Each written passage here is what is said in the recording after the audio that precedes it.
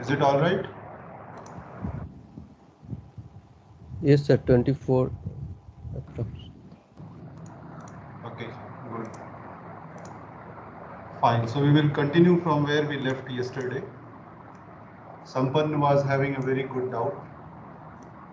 We discussed that point, and then another doubt he has asked in email that I did not understand what you are trying to ask Sampan. Okay, so maybe we will start and then you can ask wherever you have the doubt.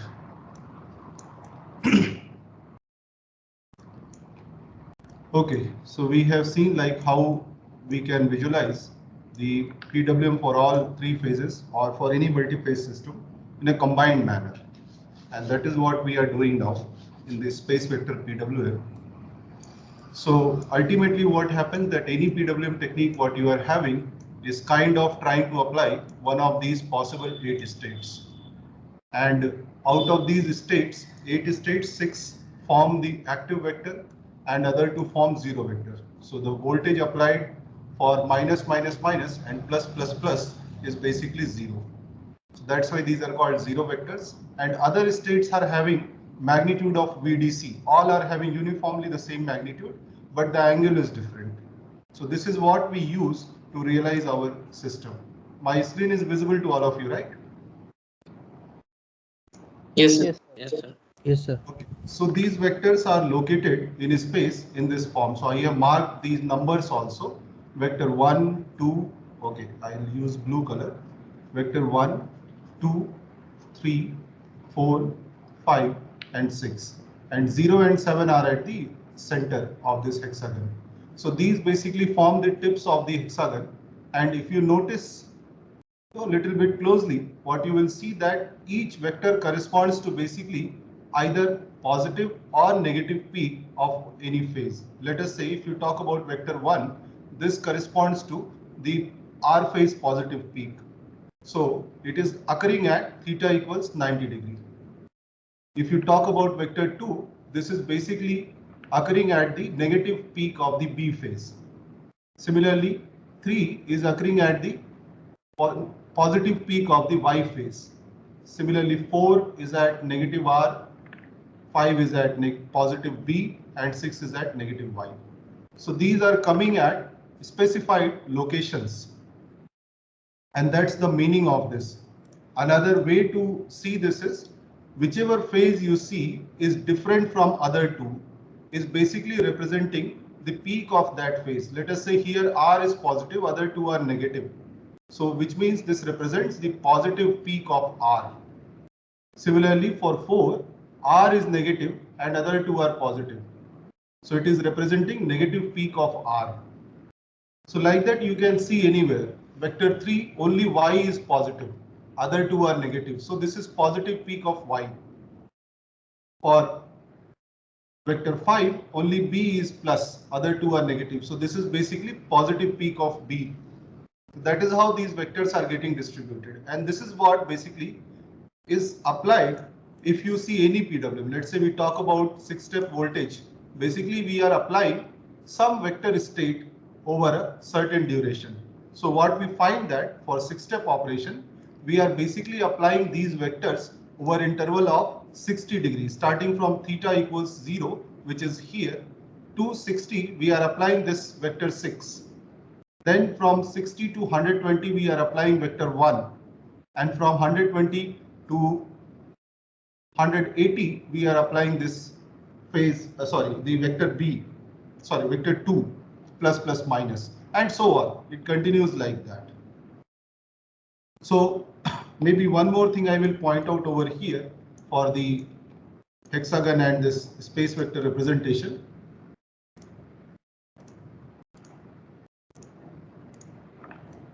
So I have told that the segments which are visible between the two active vectors, these are called sectors. So I am marking these sectors. It is important to identify because when we are realizing any other PWM other than this low switching frequency, many a times we need to know that where our voltage vector is located. Let's say it will be going on circle. the fundamental component of the voltage vector. So we need to know where it is located for its realization. That we will see now.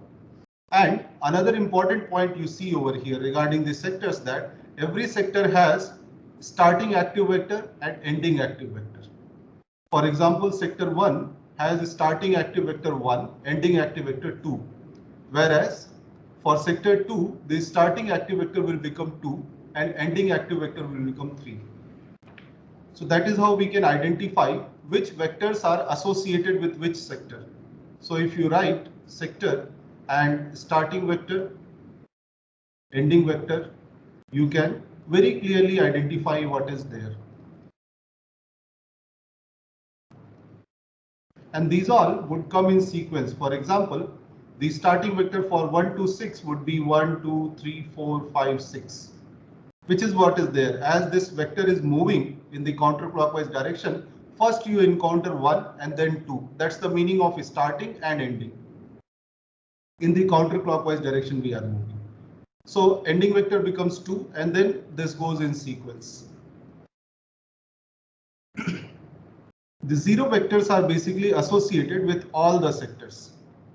There are 2 zero vectors. These are associated with all the sectors. Now where to use the zero vector, that we will see. So once we have said this, there is one more thing which you need to keep in mind, that apart from this theta, what we are having, which is basically our voltage vector angle, which is going all the way from 0 degree to 360 degree, which is also our fundamental angle. There is something called a sector angle, which is associated with only particular sector. Let's say if I talk about sector 1, so I will say that my sector angle is changing all the way from starting vector to ending vector. Let me call that angle as gamma. So this gamma for any sector will have only this range. Again, if you talk about sector 2, gamma will start from vector 2 and it will end at vector 3. So this is very important thing when we want to realize the vectors properly. These are just some of the terminologies and some of the things which you need to know before we go ahead. So this is fine, right? Sector angle is clear. So basically within one fundamental cycle, you will have 6 sectors, each having its own angle varying from 0 to 60 degree. So in many ways, these sectors are coming very, very similar. All have some starting vector, ending vector, all have sector angle varying from 0 to 60. And all are having same zero vectors associated with that. So these are some of the similarities. Correct? Now, we have seen the sine triangle PWM also. So sine triangle PWM also is basically doing the same thing. For example, if you take this subcycle, let's say the carrier is in this form, the falling part of that, and you have the MR, MY, MB. Okay, let me write MR, MY, MB here. So it is arranged in a manner that R is near its maximum, Y is somewhere in the middle, and B is somewhere in the on the lowest part. So this basically represents a location in sector 1. So if I bring the 3-phase voltages, you will be able to realize that. Okay, let me drag that, that is easier.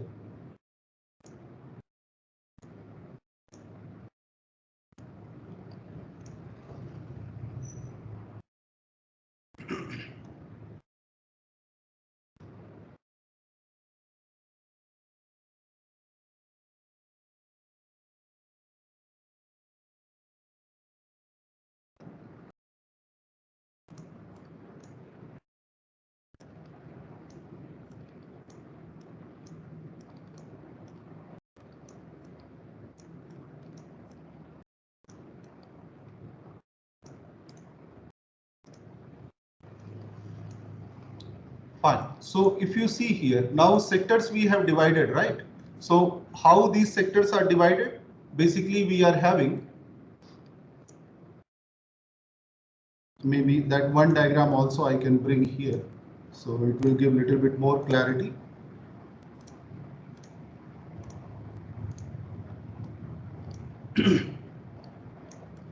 Is this visible? Both the things?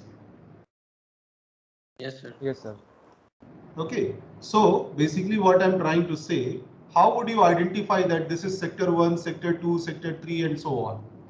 You will have to see where your theta is. Let us say theta is going all the way from 0 to 360. Now, basically sector 1 is associated with when theta is between 90 degree and 150 degree.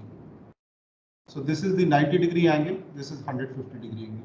When our voltage vector is moving in this range from 90 to 150, we say that the voltage vector is going in sector 1.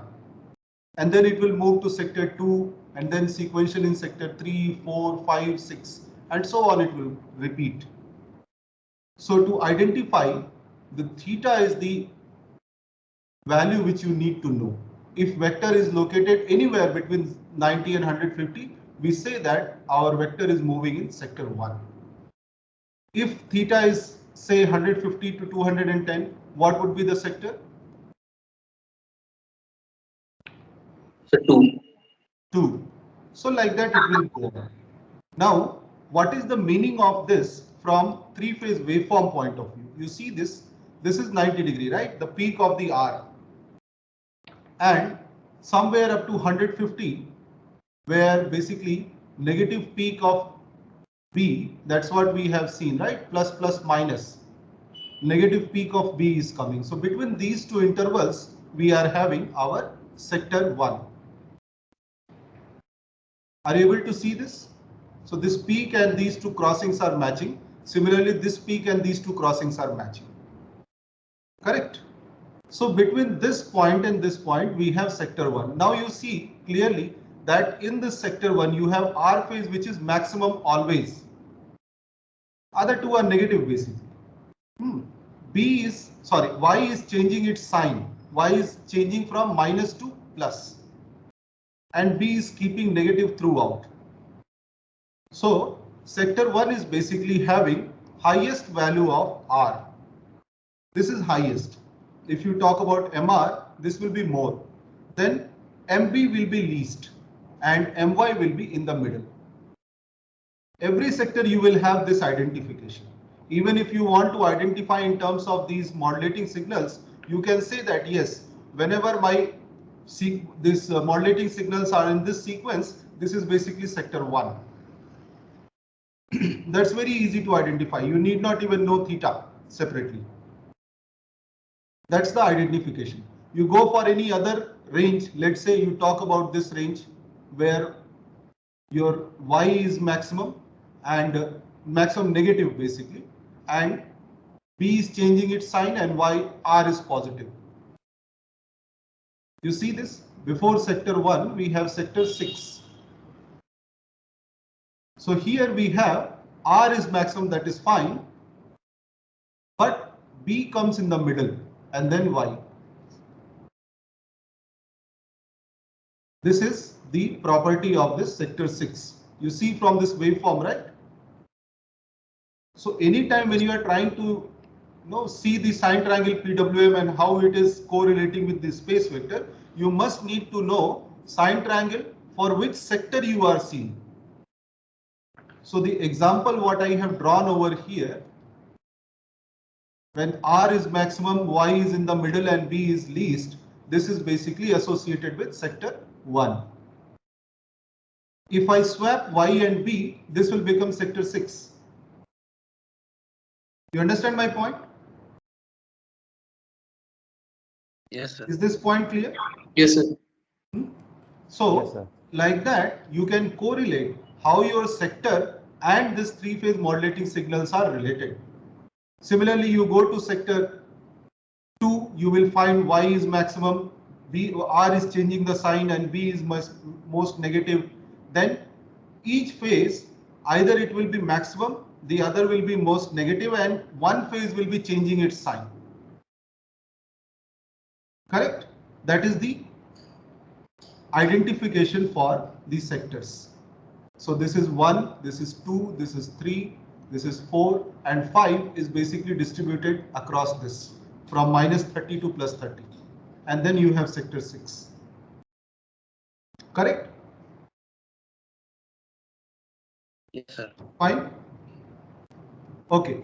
Now, when we have understood this thing, how sector is visualized in terms of three-phase modulating signals, and we are seeing how the sine triangle PWM also is trying to apply some kind of vector only on the system to realize the values of these modulating signals.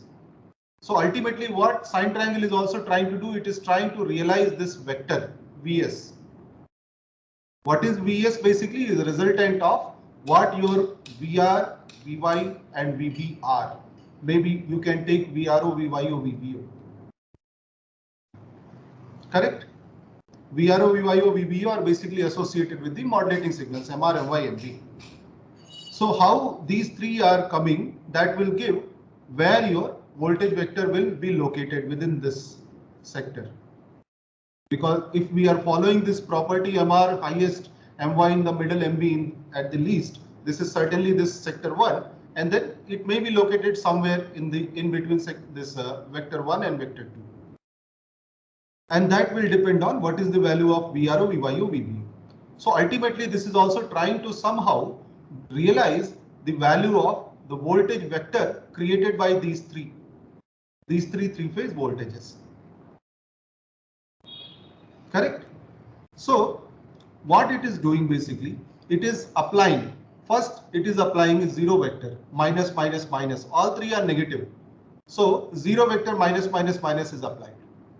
Then next what is happening, R phase is going positive and this becomes plus, minus, minus. That means the vector 1 is applied. Then the Y is also coming more than the carrier, so this also becomes positive. So vector 2 is applied. So from 0, it's moving to 1. Okay, I'll mark it with red, from 0 to 1, and then it is going from 1 to 2. And then finally it is applying the 0 vector 7. So from 2 it is coming to 7. Now you see that because we know that a good way to operate the converter is to have only one switching at a time. That is what we have seen. Multiple switching we must avoid at any cost. So what we are doing, we are changing our this we have a carrier which is encountering the phase sequentially one by one. So here also the state of the converter is changing just by one value. So only R has become from minus to plus.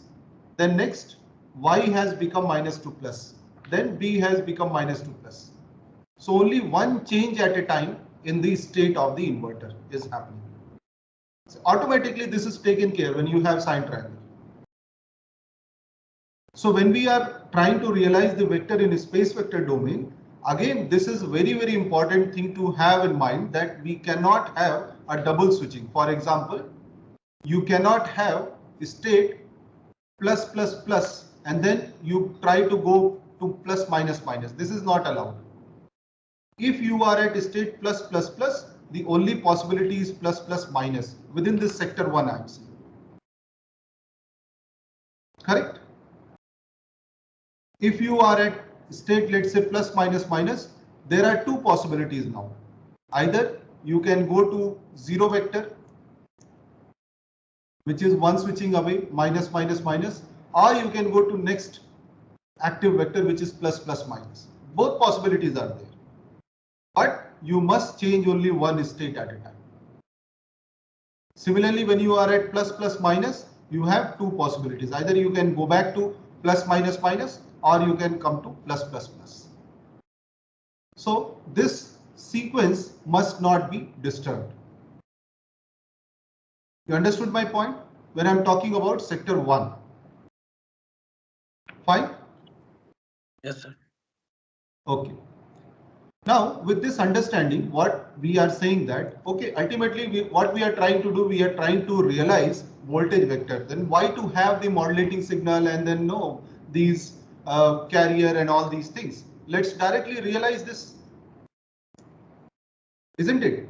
So ultimately what is happening? You have certain voltage to be realized, voltage vector over a time period t, and you are applying the voltage vector say 1 for certain time duration and 2 for certain time duration. This is what we are doing, right? Correct? Yes or no? Yes, sir. Yes, sir. So some way we are again maintaining the volt-second balance. What effective volt-second balance this resultant vector should have over the sampling time period Ts should be basically realized through the other active vectors or other available vectors. So volt-second balance must be there. Now, when we had only per phase realization, again we were doing the same thing. What we were doing, we were applying plus VDC by 2 and minus VDC by 2 for certain duration. And the average of this was realized over here. Here also we are doing the same thing. We are applying VDC by 2 for duration T on, then minus VDC by 2 for the duration Ts minus T on. And what we are getting on an average is this average voltage V average into Ts. But here this is realized in scalar form. This volt-second balance is done in scalar form. We have only two quantities like positive value, negative. There is no angle associated with that. Only magnitude is there. Now here what we have, along with the magnitude, we have some angle also.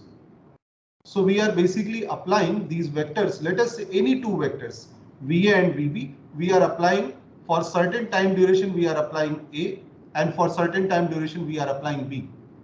So in effect, we are going to have some vector which will be located between A and B. Understand my point? Correct?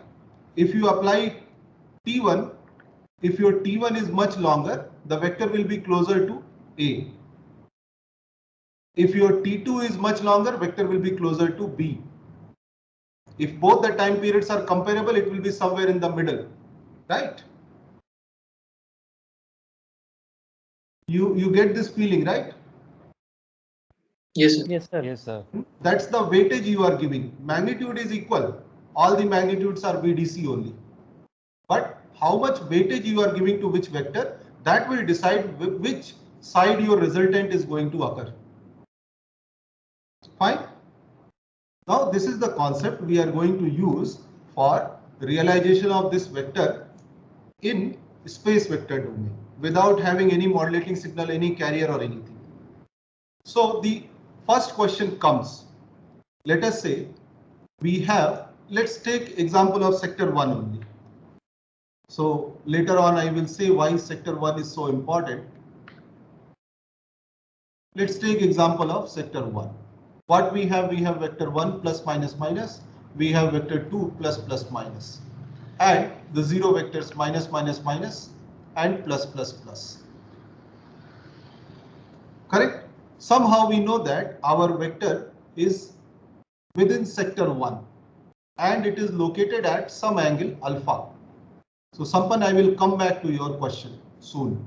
Now say that this voltage vector is, or let's say gamma, I will not call it alpha, say gamma. Now this is where my vector is located, which is Vs, having magnitude of say Vs for simplicity. Now we are only talking about sector. We are not worried about what is happening in the entire cycle. We will do that thing later on. So within this, whatever system we have, if we have to represent our voltage vector Vs, we can represent it by this. The magnitude and the unit vector. Correct? That's the angle it is forming and that's the magnitude it has. So what is vector V1 now?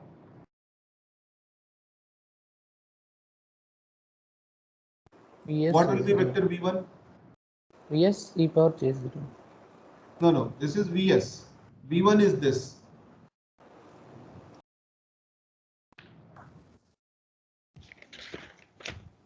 The angle is, now within this sector only I am talking about, the angle is 0 degree, right? This is our reference axis. And the magnitude is how much? VDC. VDC. So how will we represent this vector 1? VDC e raised to power j 0 degree. which is basically VDC. Right? Similarly, what will be vector 2? So VDC e raised to power j pi by 3. Yes. So we have got all our vectors which are required for the realization. There are also zero vectors. These are having magnitude 0, but still these play important role. Why? We'll see that. Okay, now what we are trying to say that we have to realize this voltage vector within this, say, sampling time or switching time of Ts over this period, no? Similar to what we are doing here in scalar form, we have certain time period over which we are having the average. It is not instantaneous. Let's say over this time period you have to realize this, but you apply voltage only for this much time. Will your average match with the actual one if you don't apply for full time period? You understand my question? Let's say this is what you have to realize, and you have to apply this voltage plus VDC by 2 and minus VDC by 2 for these durations T on and T off. But what you do, instead of that, you just apply, okay, I'll apply only for a partial, say Ts by 4. Is your vector, is your average value realized here? No, sir. No. So realization means what? You have to apply the full thing. Then you can say that yes, the average of this whole is basically this blue waveform. It's not matching instantaneously. It's matching on an average basis. So similarly here also what we have, when we are realizing the vector, it is always matching once you complete your all the things for the time period Ts. You cannot say that, okay, I applied V1 and that's all, it should match. No, it's not instantaneous, it's average. So what we are saying that the average volt second or average flux generated by this voltage vector is basically equal to V1 T1, V2 T2 plus Vz Tz.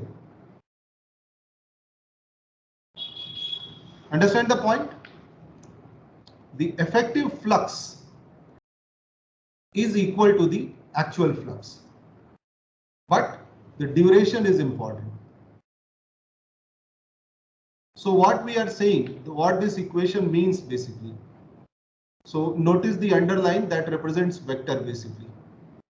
What this equation means that you have applied, say, you have applied V1 for certain time. Then what you do? You go back to 0 or whatever way. Let's say you start from 0. And then you apply V1 for certain time. Then you apply V2 for certain. This scaling I am doing on basis of what time period we are applying. The resultant of this you are going to see as the voltage vector. Understand my point? Correct? Yes, sir. Yes, sir. So now two things we need to know over here. First, how to compute this time T1, T2, Tz. That is basically dwell time which you must have learned. For how much duration we need to apply this? First question is that. Second question is what should be the sequence of applying these vectors? We have certain rules. We cannot have multiple switching. So what should be the sequence? How to apply that vector?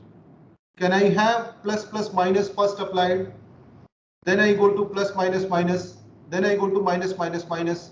Or should I don't apply this zero vector at all? I am only having this active vectors. Anyway, because when the voltage magnitude is 0, the effective flux given by these vectors is 0 only. Correct? The volt second applied by the 0 vector should be 0 because magnitude of voltage is 0. You understand this statement? Yes, Yes, sir. sir. So the realization of this volt second is basically done through only active vector. What is the role of this Tz? What is the role of this 0 vector? So this is where we are coming to our rules. What is the rule? That we have to maintain a fixed sampling time, because we are trying to maintain a fixed switching frequency. We are not having something random. Let's say sometimes one cycle you have 1 kilohertz, next cycle you have 2 kilohertz, another cycle you have 1.5 kilohertz. This kind of thing we are not having. We are having a fixed switching frequency. So we are trying to have a fixed sampling time, which means what? T1 plus T2 plus Tz, this should be equal to Ts. Say, if the voltage vector magnitude is very small, so what may happen that T1 is coming as 0.1 times of Ts, T2 is coming as 0.05 times of Ts. Sorry, yeah. Now what will you do for rest of the 0.85 Ts? Basically your zero vector. You are simply waiting. You are not doing anything. You are simply waiting for time to get over. That is the importance of zero vector. You have to maintain a fixed sampling time, a fixed switching frequency. How sampling time is related to switching frequency, I'll shortly tell. So you have to maintain a fixed sampling time. That's why the role of zero is important. Although your vector is realized with this 0.1 and 0.05, but what you do with rest of the time, you simply wait. Correct? Fine, right? So this is what it is. Now, first thing we need to know, so this equation we have T1, T2, Tz. This equation we have over here. So how many equations we need to solve three unknowns? How many? Three equations are required. One is this.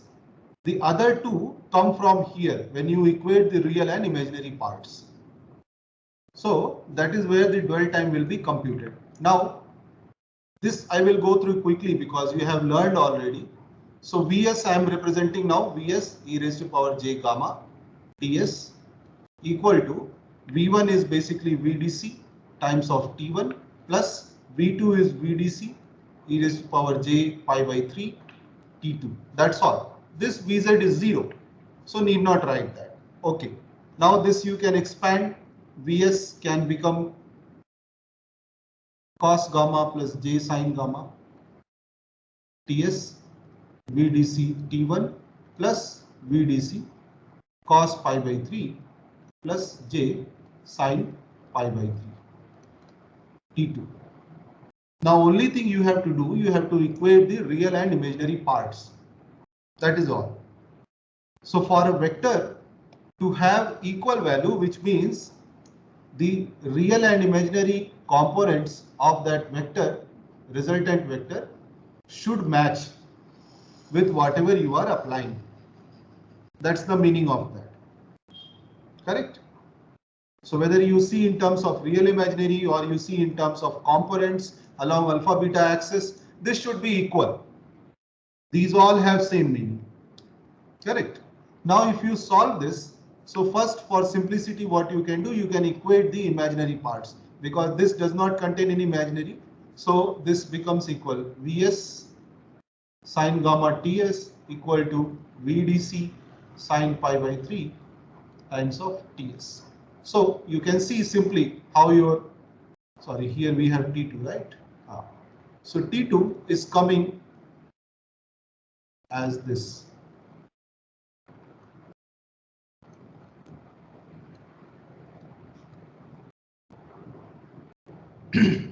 Correct?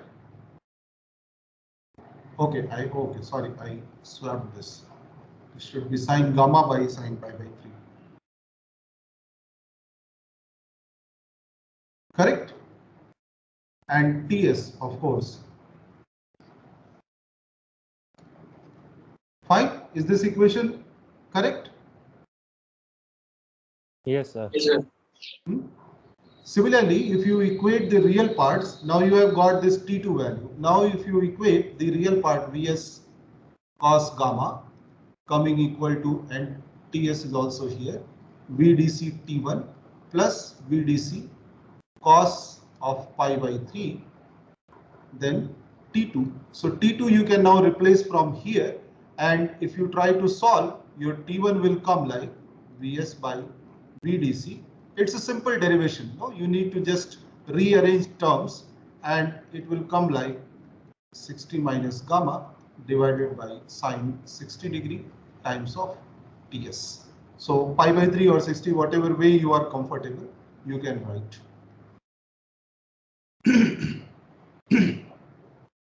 Understand my point?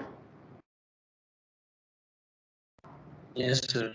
This is easy derivation. You can try on your own. Nothing. You just need to replace this T2 over here and rearrange the this trigonometric things, the values, and it will come correctly.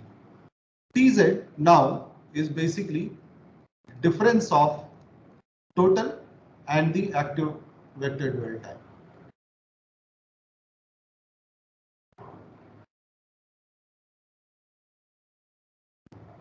So all three are solved now.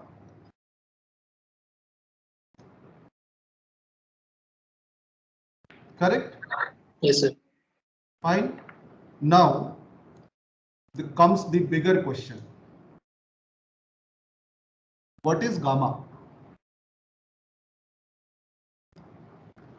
What is gamma? Okay, if we know gamma, we can solve. But what is gamma? And another thing you notice that this is true for any sector. There is no sector information here, whether it is for sector 1 or for sector 2, which one, it's not saying. It's only having the voltage vector magnitude Vs, which will be same for all the sectors, and the sector angle gamma. So which means that is also changing from 0 to 60 degree for each sector. So T1, T2 and Tz for a given voltage vector are basically same for all the sectors. There is no difference. Only thing what will happen, T1 is associated with the starting vector, as I told earlier. T2 is associated with the ending vector. And Tz is of course associated with the zero vector, which is common for all the sectors. So if you are in sector 1, your voltage vector 1 will be applied for T1, voltage vector 2 will be applied for T2, and the other zero vectors for time Tz. If you are in sector 2, then your vector 2 will be applied for this time period T1, vector 3 will be applied for time period T2, and the zero vectors for Tz. Sequentially you keep going, right? So the table what I have made over here,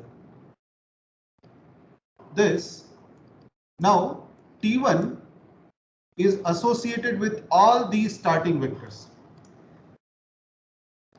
So I can write T1 is basically the time period for which these vectors are applied in this particular sector. And T2 is what is applied to these vectors. Now you see the similarity in this whole. So if you are able to solve T1 and T2 just for one sector, fine. You can only repeat that thing for the given sector and the corresponding starting and ending vectors. That's all. Zero vectors are common. 0 and 7 are present for all the sectors. How we will apply what we will apply, we will see that. But first let us see what is gamma. So this understanding you have got, right? The meaning of common T1, T2 for all the complete cycle, T1, T2, Tz. Fine? Yes, sir. Yes, sir. Okay. Now the question comes, what is gamma? So one thing we know for sure that gamma is something between 0 and 60 degree. This information we have. Now, as Sampan told yesterday, gamma is something variable. No, your voltage vector is basically rotating. Let me have this. Okay, or just a sector is enough, I feel.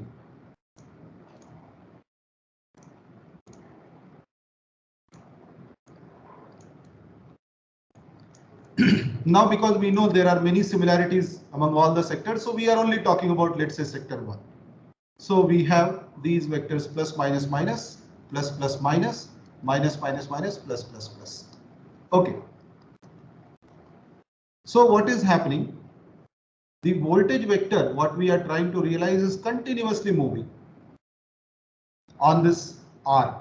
If you talk about the sector, correct? The magnitude is same, Vs. Okay. So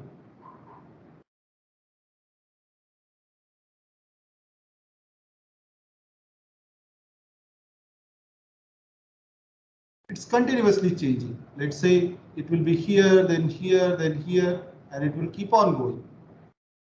Now, T1, T2 and Tz are very much dependent on where you are seeing the vector, which means what gamma angle you are seeing. If you change the gamma, all your computations are different. All your computations are incorrect. So we must know what should be my gamma for which I am trying to realize the vector. So same thing, when we had the three-phase modulating signal, we have a sinusoidally varying modulating signal. What we are doing, this is also continuously changing. But for realization of one sampling period, what we are doing, or one subcycle, what we had done,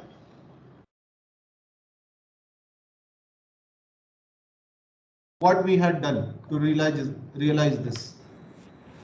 Consider it constant. Little louder, Ajay. We consider it constant. Yes. So considering in is constant means basically we are sampling this waveform at regular intervals, right? And then whatever this constant value we are getting, that we are trying to realize within this. We assume that this value is not changing within this. Otherwise, this will look like this, continuously changing, or it may look like this, continuously changing. That we cannot realize. We need to have a fixed value what we are trying to realize, right? Yes or no? Yes, sir. Correct? Yes, sir. So we need to have a constant value. Now tell me, if we have constant value for VR, Vy, Vb, will it not give a constant value of Vs? Yes, sir. Yes or no? Yes, sir. Yes, sir. So sampling in this per phase basis basically reflects that the vector which is rotating continuously is also sampled. Sampled means it will appear here for one sample. Next sample it will jump here. Next sample it will jump here. Next sample it will jump here. Next sample it will jump here. Another sample it will jump here. Now what will happen? You see fan, right? You all have fan in your house, right? It's rotating continuously. But if you take a good quality camera and take snapshots, what you will see? You will see blades moving at regular intervals, right? Continuously you keep clicking the pictures with good camera. How you will see? It is here, then here, then every.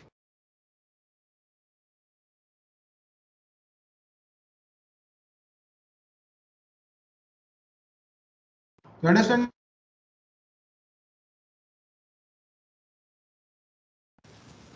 Sorry, voice is breaking. Hmm? The You voice are is not not clear. Something happened. I think some network issue happened, right? Yes, Yes, sir. sir. Okay. Now it's What I'm fine. trying to say, corresponding to this sampling on per phase basis, the vector seems to be stationary at regular intervals, because if VR, Vy, Vb are fixed, Vs is fixed. So this looks like there is vector which is staying here, then suddenly it jumped here, then suddenly it jumped here, then suddenly it jumped here. It is jumping at different locations, similar to our ceiling fan, Sir, or sir, screen is not visible. screen is not visible to all of you. No, sir. Visible, sir. It's visible. Sir, it's visible. Sumpan, I think your network is lagging. Try to come back to campus quickly. Okay, so it is similar to you have fan in your house, right? You try to click picture of that when it is running. So when you see it in normal condition, it will be continuously, the blade will be rotating. But if you take good quality camera, and try to take pictures at regular intervals, you will see that the blade will appear at different locations. Correct? That is the meaning of sampling. It is continuously rotating, but we are snapping that at a particular instant, then at next instant, then at next instant, and which is what we do, that is called as sampling in the per phase as well. We keep it fixed for that duration. Here also, wherever you have snap, you keep it fixed for a certain time. Then next instant, it will move to the next position. It will jump.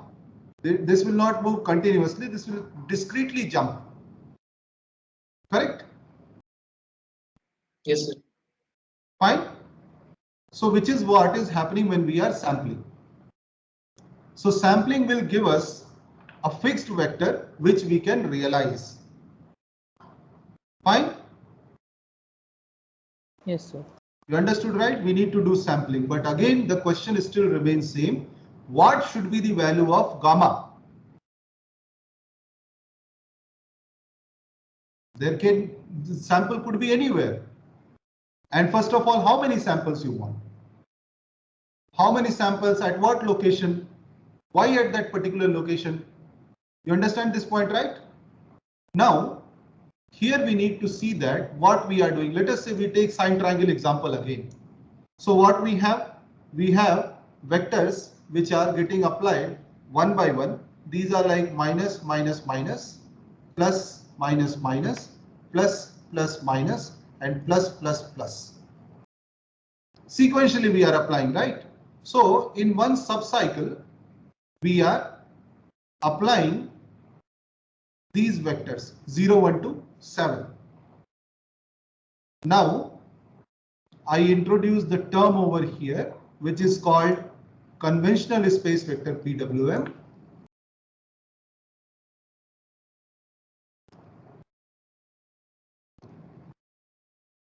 This also applies the vectors in a similar manner. If you take the falling edge, it will be this. If you take the rising edge, the sequence will become plus, plus, plus, plus, plus, minus, plus, minus, minus, minus, minus, minus, which means 7, 2, 1, 0. So conventional space vector Pwm says that yes, you apply the vectors in this sequence only. Now we know that this is T1 time period, this is T2 time period. Similarly, this is T2 time period, this is T1 time period. And the 0 vectors, you divide equally, Tz by 2, Tz by 2.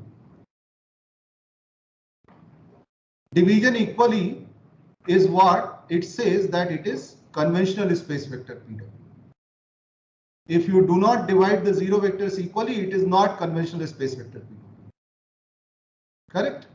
So conventional space vector Pwm says that you apply the vectors in sequence starting with a 0 vector, go to next nearest active vector, go to next active vector, and then the other 0 vector. And the 0 vector time period is divided equally. This is conventional space vector Pwm. Now, in one subcycle, in one realization, because each sample, let's say sample is here, you will apply 0, 1 to 7 or 7, 2, 1, 0 to realize this vector. For certain time period, you will apply for Tz by 2, you will apply 0. For T1, you will apply 1. For T2, you will apply 2. For Tz by 2, you will apply 7, and you will realize this sample fine. In this process, if you notice, you have basically switched 3 times, one for each phase. So there are 3 switchings associated with this realization. Even if you go by this, here also you have 3 switchings, 7, 2, 1, 0. Both are conventional space vector Pwm. So which means per sample, we are switching 3 times. We are switching, it's not switching cycle. Switching cycle is turn on to turn off, then turn off to turn on. Correct? You come back to the same state. That is switching cycle. Here I am talking about switching, whether you go from off to on or from off to on. Fine. So 3 switchings are happening in one sample, in one realization.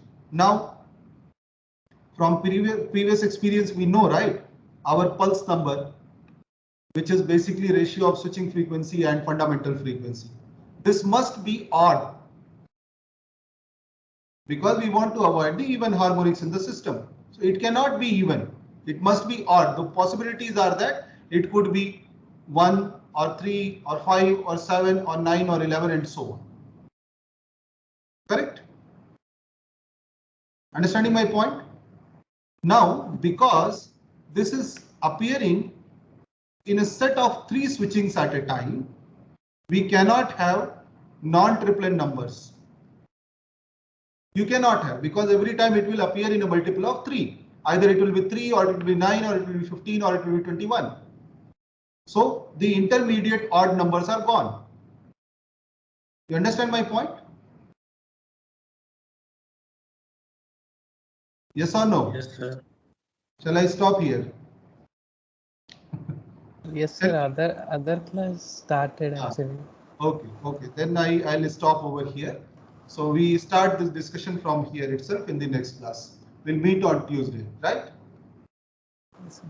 Yes. Thank you, sir. Okay.